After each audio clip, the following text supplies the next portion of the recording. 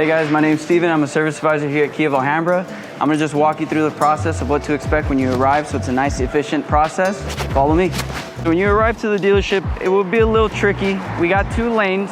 We got the left lane, we got the right. Hold on one second.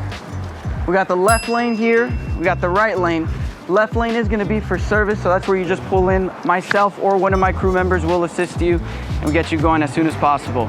So upon arrival, you will pull up to the yellow line here where you will then meet a service advisor with a tag and a tablet who is not gonna take pictures of you, but we're just gonna gather general information so we can better assist you. We're gonna gather your name, your number, so we can call you as soon as your vehicle is ready, as well as see the recommendations for your vehicle. If you are looking to wait for your vehicle, we do have a comfortable seating lounge where we do offer complimentary snacks, water, coffee, TV entertainment, along with free Wi-Fi, so you can sit and wait patiently for your vehicle.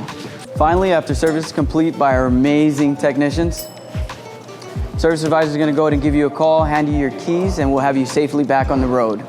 We'll see you soon.